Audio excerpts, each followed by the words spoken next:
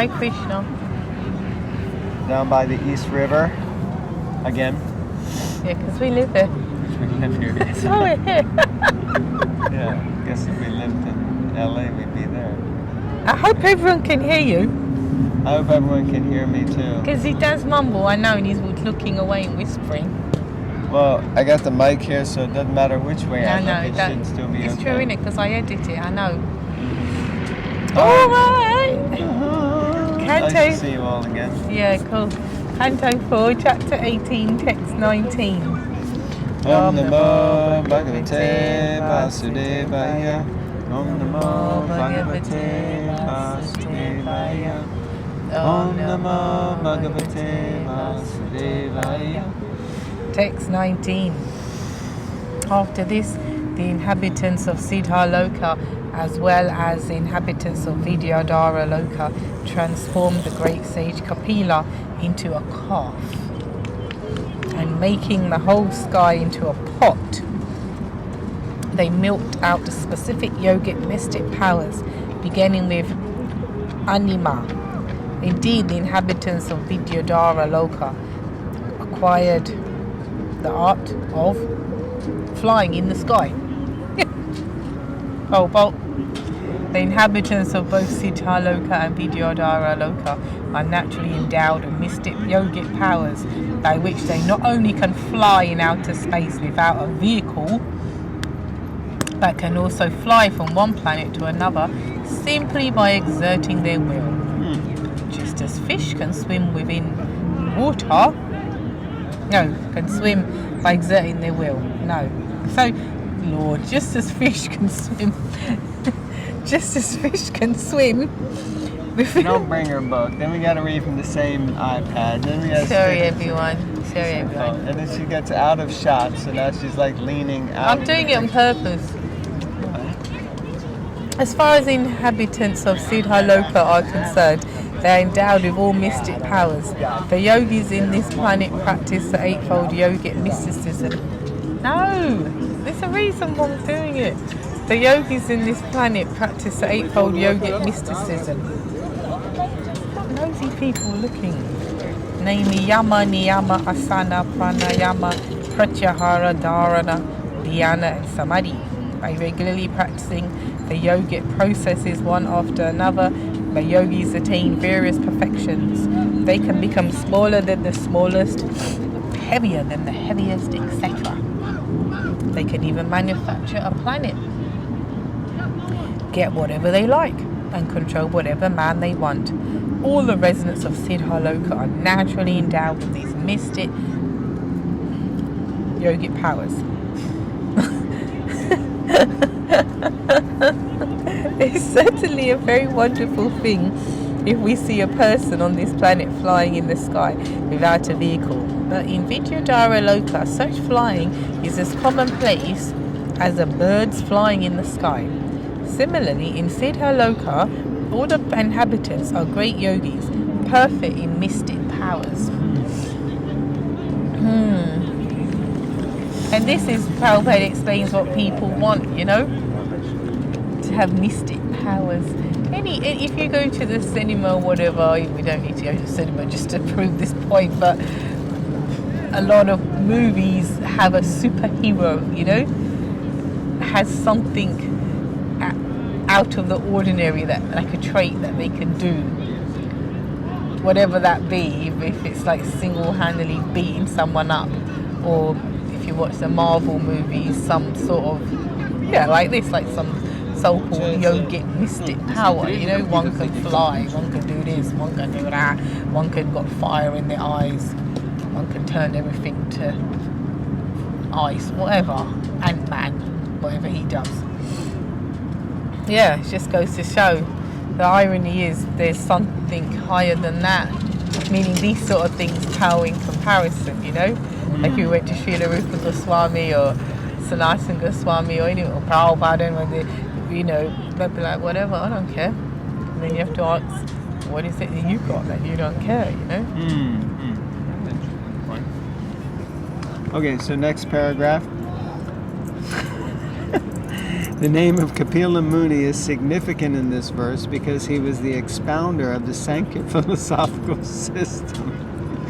And his father, Kardama Muni, was a great yogi and mystic. Indeed, Kardama Muni prepared a great airplane. Why are you laughing? Well, we know why I'm laughing. Which was as large as a small town and had various gardens, palatial buildings, servants, and maidservants. With all this paraphernalia, Kapila Dev's mother, Devahuti, and his father, Kardama Muni, traveled all over the universes and visited different planets. So, yeah, I was kind of wondering why it was that they brought up Kapila Muni and they milked him for mystic cities. But Prabhupada explains it very nicely here that his father, Kardama Muni, was just such an expert mystic. And he had, he had all these cities, but he was also a pure devotee. I mean, he had to be a pure devotee, right, in order to have Kapila Dev as a son. So, yeah, so it's quite interesting. So then, I'm happy Prabhupada explained that, put that out there. Yeah, whatever that was. Text 20. Others also, the inhabitants of planets known as Kim Purusha Loka, made the demon Maya into a calf, and they milked out mystic powers by which one can disappear immediately from another's vision and appear again in a different form. Purport. It is said that the inhabitants of Kim Purusha Loka can perform many wonderful mystic demonstrations. In other words, they can exhibit as many wonderful things as one can imagine. The inhabitants of this planet can do whatever they like or whatever they imagine. Such powers are also mystic powers. The possession of such mystic power is called Ishita. The demons generally learn such mystic powers by the practice of yoga. In the Dasamaskanda 10th canto of Srimad Bhagavatam, there is a vivid description of how the demons appear before Krishna in various wonderful forms. For instance, Bakasura appeared before Krishna and his cowherd boyfriends as a gigantic crane. While present on this planet, Lord Krishna had to fight with many demons who could exhibit the wonderful mystic powers of Kim Purusha Loka. Although the inhabitants of Kim Purusha Loka are naturally endowed with such powers, one can attain these powers on this planet by performing different yogic practices.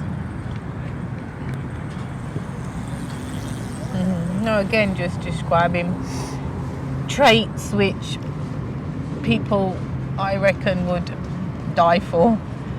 Being able to do whatever you like or whatever you imagine. Having a mystic siddhi like that. And yet these things are in the material world. And they're not the highest goal of life, according to self-realized souls like Prabhupada and others. I got it here. I mean, milked out beverages made of blood and put them into pots made of skulls. I mean, it's straight out of like my heavy metal days, you know. Where do you get that from? Isn't that? Text 20. No. That's what we're on. Well, the next one. Oh, okay. Oh, you read ahead. Spoiler alert. Well, that's a spoiler because I'm going to read it right now. How about that? Oh. So, text 21. Well, sorry, I looked at it upside down and it looks like that as well. Although, yeah. Then, the yakshas, rakshasas, ghosts, and witches who are habituated to eating flesh transformed Lord Shiva's incarnation, Rudra Bhutanath, into a calf and milked out beverages made of blood and put them into pots into a pot made of skulls. Static, huh?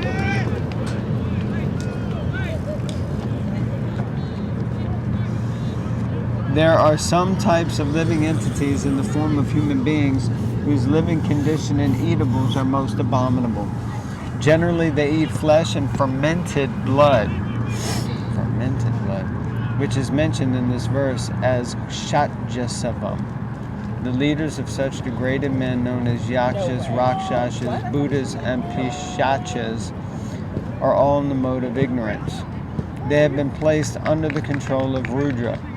Rudra is the incarnation of Lord Shiva and is in charge of the mode of ignorance in material nature. Another name of Lord Shiva is Bhutanath, meaning master of ghosts. Rudra was born from between Brahma's eyes when Brahma was very angry at the 4 Kumaras. So, Rudra, I think Rudra means anger, right? I thought so. Yeah. So they're milking all these different personalities. So in this one, like I said, it just really reminded me of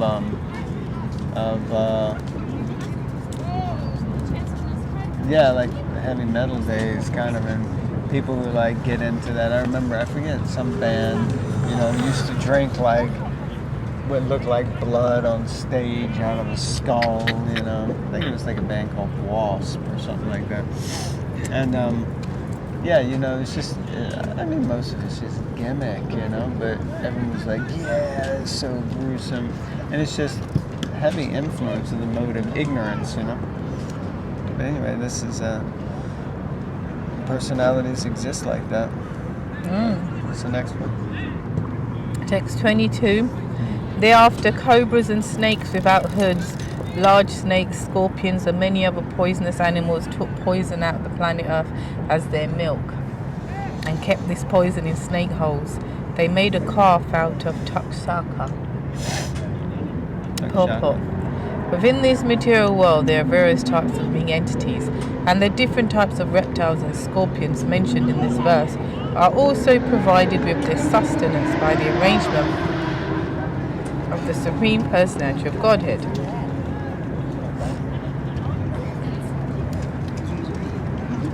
The point is that everyone is taking his eatables from the planet Earth. According to one's association with the material qualities, one develops a certain type of character. Paya panam bhujanganam. If one feeds a serpent milk, the snake will simply increase his venom. However, if one supplies milk to a talented sage or saint, the sage will develop finer brain tissues by which he can contemplate higher spiritual life. Thus, the Lord is supplying everyone food, but according to the living entity's association with the modes of material nature, the living entity develops a specific character.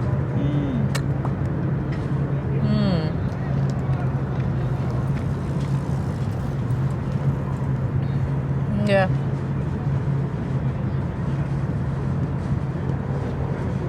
So you can either feed the serpent like man, or the sages or saints. They both need to be fed. Can be like an analogy in it.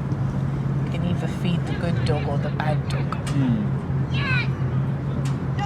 What I find interesting is that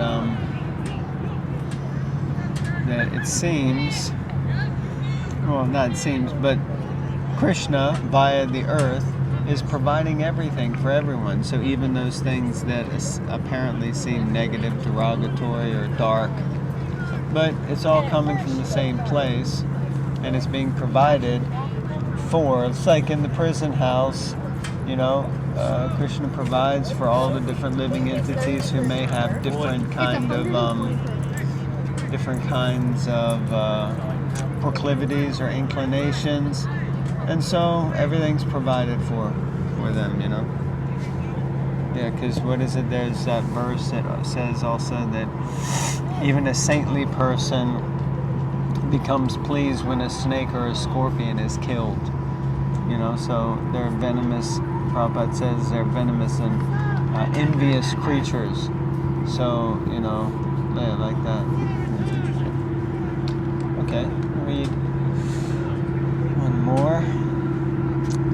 The four-legged animals, right? Which one is this? 23 and 24. 23 and 24. The four-legged animals, like the cows, made a calf out of the bull who carries Lord Shiva. Nandi, right? And made a milking pot out of the forest. Thus they got fresh green grasses to eat. Ferocious animals like tigers transformed a lion into a calf, and thus they were able to get flesh for milk. The birds made a calf out of Garuda and took milk from the planet Earth in the form of moving insects and non-moving plants and grasses. Yeah, so once again, everyone's getting what they need. But I imagine, wow, you can see this plane.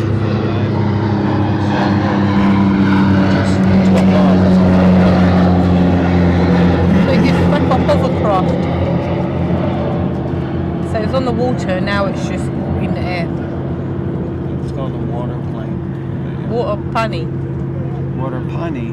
What did you say? A water plane. Oh,